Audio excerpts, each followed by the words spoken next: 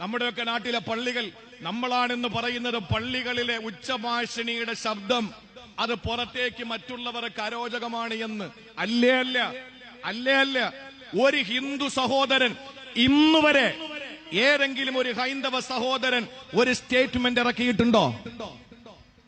മാനവ മൈത്രി സമ്മേളനത്തോട് ചേർന്നിട്ടൊരു കോർവ പോലെ കണ്ടിന്യൂ ചെയ്യുന്ന ഒരു പരിപാടിയിലാണ് ഞാൻ സംസാരിക്കുന്നത്. പ്രിയപ്പെട്ടവരെ, ഞാൻ പറയുന്നു, ഒരു ഹൈന്ദവന്റെ ഒരു സ്റ്റേറ്റ്മെന്റ് ഇന്നേ വരെ പള്ളിയിലെ ബാങ്ക് ഞങ്ങൾക്ക് അരോചകമാണ് എന്ന് പറഞ്ഞിട്ട് നമുക്ക് കാണാൻ കഴിയൂല. ഒരു ക്രൈസ്തവന്റെ സ്റ്റേറ്റ്മെന്റ് കാണൂല. ഒരു മതമില്ലാത്തവന്റെ പ്രസ്താവന ഇന്ന് വരെ ഒരു പേജിൽ നമ്മൾ കണ്ടിട്ടില്ല. പള്ളിയുടെ ബാങ്ക് പ്രശ്നമാണ് എന്ന് സ്വയം നമ്മൾ ചിന്തിച്ചുകൊണ്ട് നമ്മളാണ് പറയുന്നത് പള്ളിയുടെ ശബ്ദം കുറയ്ക്കണമെന്ന്. പക്ഷേ ശബ്ദമലിനീകരണത്തിന്റെ പേരിൽ അമ്പലങ്ങളിലെയും ചർച്ചുകളിലെയും പള്ളികളിലെയും ഗുരുദ്വാരകളിലെയും ബുദ്ധവിഹാരങ്ങളുടെയും ഒപ്പം രാഷ്ട്രീയ പാർട്ടികളുടെയും സംഘടനാ ചർച്ചകളുടെയും ഒക്കെ ശബ്ദം കുറച്ചിട്ടുണ്ട് ഗവൺമെന്റ്. ഹോണ് പണ്ടത്തതുപോലെ ഇല്ലല്ലോ. ഇപ്പൊ ഈ ബോക്സ് എപ്പറ കിടന്ന് ഒച്ചത്തിൽ കൂവിയാലും ഈ ഇട്ടാ വട്ടത്തിൽ നിൽക്കുന്നതല്ലാതെ അതിന് അപ്പുറത്തോട്ട് ഇതിനെ കീറിക്കൊണ്ടു പോകുന്നില്ല. അതുകൊണ്ട് ആർക്കും ഒരു അസ്വസ്ഥതയില്ല. പള്ളികളിലും അങ്ങനെ തന്നെയാണ്. പക്ഷെ നിങ്ങൾക്കറിയോ, ഹൈന്ദവ സഹോദരങ്ങൾക്ക് ഈ ബാങ്ക് എത്രത്തോളം പ്രിയങ്കരമാണെന്ന് എത്ര ഹൈന്ദവ സഹോദരങ്ങൾ പറഞ്ഞിട്ടുണ്ട്. സുബഹിന്റെ ബാങ്ക് കേട്ടിട്ടാണ് ഞങ്ങൾ രാവിലെ എഴുന്നേറ്റ് പ്രാർത്ഥനയ്ക്ക് വേണ്ടിയിട്ട് ഞങ്ങൾ പ്രാർത്ഥനാ മുറിയിൽ പോകുന്നത്. ഓംകാര പ്രാർത്ഥനയ്ക്ക് വേണ്ടിയിട്ട് ഓം സദോമാം സദ്ഗമയ തമസോമാം ജ്യോതിർഗമയ ഓം അസദോമാം സദ്ഗമയ തമസോമാം ജ്യോതിർഗമയ മൃത്യോമാം അമൃതം ഗമയ. ഓംകാര പ്രാർത്ഥനയ്ക്ക് വേണ്ടിയിട്ട് പൊട്ടുതൊട്ട അമ്മയുടെ മകൾ നന്നായിട്ട് കുളിച്ച് ചന്ദനക്കുറി തൊട്ട് നല്ല നിലയിൽ വസ്ത്രം ധരിച്ച് പ്രാർത്ഥനാ മുറിയിലേക്ക്, ദൈവത്തിന്റെ പൂജാമുറിയിലേക്ക് കടന്നു പോകുന്നത് പള്ളിയിലെ സുബഹി ബാങ്ക് കേട്ടിട്ടാണെന്ന് ഹൈന്ദവ സഹോദരങ്ങൾ എത്ര പേര് പറഞ്ഞിട്ടുണ്ട്. ലൊഹറിന്റെ ബാങ്ക് കേൾക്കുമ്പോഴാണ് ഓഫീസിലിരിക്കുന്ന ഒരു ഹൈന്ദവന് ലഞ്ചിന്റെ ടൈമായി എന്നറിയുന്നത്. ജോലി തിരക്കിനിടയിൽ അസറിന്റെ സമയമാകുമ്പോഴാണ് ഓഫീസ് ക്ലോസ് ചെയ്യേണ്ടതെന്ന് ആ ഹൈന്ദവനെയും ക്രൈസ്തവനെയും ഓർമ്മിപ്പിക്കുന്നതിന്റെ ബാങ്ക് പള്ളിയുടെ മിനാരത്തിൽ നിന്ന് കേൾക്കുന്നു. മഗ്രിബിന്റെ സമയത്തെ ബാങ്ക് അവരുടെ സന്ധ്യാ പ്രാർത്ഥനയ്ക്ക് തിരികൊളുത്താൻ വേണ്ടിയിട്ടുള്ള സമയമാണ്. ഇഷാഇന്റെ ബാങ്ക് കേൾക്കുമ്പോൾ അവർക്ക് ഡിന്നർ കഴിച്ചിട്ട് കിടക്കാൻ ടൈമായി എന്ന് അവർക്ക് ബോധം വരുന്നത് ആ സമയത്താണെന്ന് നൂറുകണക്കിന് ഹൈന്ദവ സഹോദരങ്ങൾ പല വേദികളിലും വെച്ച് പ്രസംഗിച്ചത് ഈ വിനീതൻ കേട്ടിട്ടുണ്ട്. ആർക്കാ ബാങ്ക് അരോചകമാകുന്നത്? സുബഹിന്റെ ബാങ്ക് അമ്മക്ക് അരോചകം. കാരണം എന്താ? നല്ല തണുപ്പല്ലേ ഇപ്പൊ കിടക്കാൻ. ആ സമയത്ത് 5:25 5:15 ഒരു ബാങ്ക് വിളിക്കുമ്പോ നമുക്ക് വല്ലാത്തൊരു അസ്വസ്ഥതയാണ്. ഈ മുക്രി മോദീന് വേറെ ഒരു ജോലിയില്ല, ഇപ്പൊ എണീറ്റ് നിസ്കരിക്കണം. അങ്ങനെ ഒരു ശാപവാക്ക് ഉറക്കപ്പിച്ചിലാണെങ്കിൽ പോലും പറയുന്നത് നമ്മളാണ്.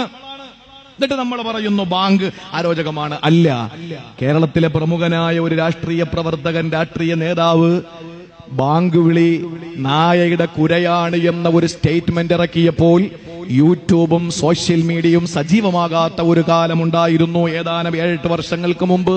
ആ സമയത്ത് 40 വേദിയിൽ ബാങ്ക് വിളി നാടിനൈശ്വര്യമെന്ന് പ്രസംഗിച്ച ആളാണ്.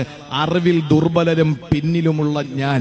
അപ്പൊ പണ്ഡിതന്മാർക്ക് ബാങ്ക് വിളി നാടിനൈശ്വര്യമാണെന്ന് പ്രസംഗിച്ചു. പള്ളിയിൽ നിന്ന് കേൾക്കുന്ന, പിന്നെ എനിക്കൊരു വ്യക്തിപരമായിട്ടുള്ളൊരു കാര്യമുള്ളത്, നല്ല ശബ്ദമുള്ള ബിലാൽ തങ്ങൾക്ക് എന്ത് ക്വാളിറ്റിയാ ഉള്ളത് നിങ്ങൾ അറിയണം. പറഞ്ഞാൽ ഒത്തിരി പറയാനുണ്ട്.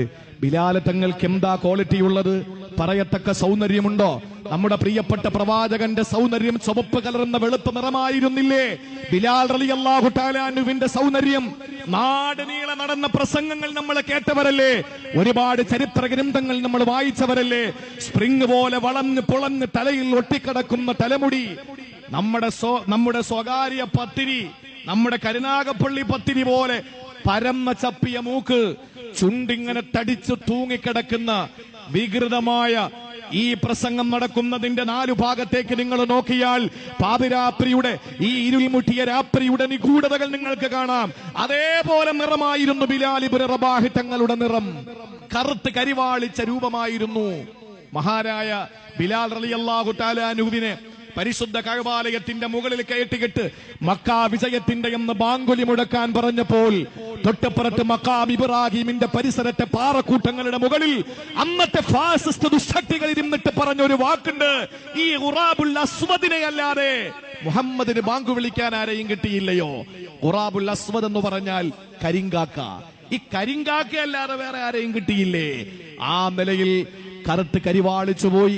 ബത്ഹാഇന്റെ താഴ്വരയിൽ ഉമയ്യത്തിന്റെ പട്ടാളത്തിന്റെ ചാട്ടവാറും ചമ്മട്ടിപ്രഹരവും അനുഭവിക്കുമ്പോൾ കറുത്ത ശരീരത്തിൽ നിന്ന് ആടിന്റെ തോലുരിയും പോലെ തോലുരിഞ്ഞു വന്നപ്പോൾ മഹാനായ ബിലാൽ തങ്ങൾ ഉമയ്യത്തിനോട് പറഞ്ഞു, കുറച്ച് വെള്ളം തരുവോ എന്ന് ചോദിച്ചു.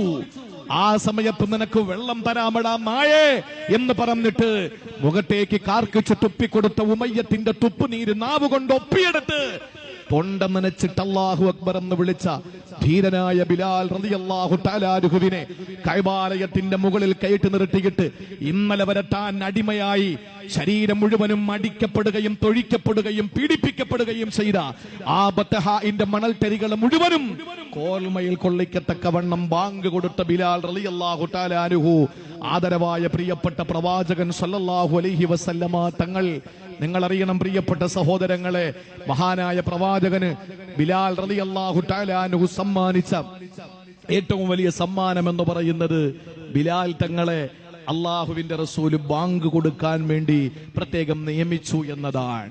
എന്താ കാര്യം? നിറത്തിൽ കറുപ്പ, സൗന്ദര്യത്തിൽ പിന്നില, കുടുംബം എടുത്തു പറയാൻ പറ്റിയ നല്ല കുടുംബമൊന്നുമില്ല. അബിസീനിയക്കാരനാ, ഹബിഷക്കാരനാ, എത്യോപ്യക്കാരനാ, നീഗ്രോയാണ്. പക്ഷേ ബിലാൽ തങ്ങളുടെ ക്വാളിറ്റി എന്തായിരുന്നു? ആ മനോഹരമായ ബാങ്ക്, ആ മനോഹരമായ ബാങ്ക്. അതുകൊണ്ട് ഏറ്റവും നല്ല കർണാനന്ദകരമായ ബാങ്ക് നമ്മുടെ നാട്ടിൽ മുഴങ്ങണം. ആളുകൾ അത് കേൾക്കുമ്പോൾ അറിയാതെ പള്ളിയിലേക്ക് കയറണം. എങ്ങനെ? അഴകോടെ, ഭക്തിയോടെ. അള്ളാഹു അതിന് തൗഫീക്ക് നൽകി അനുഗ്രഹിക്കുമാറാവട്ടെ.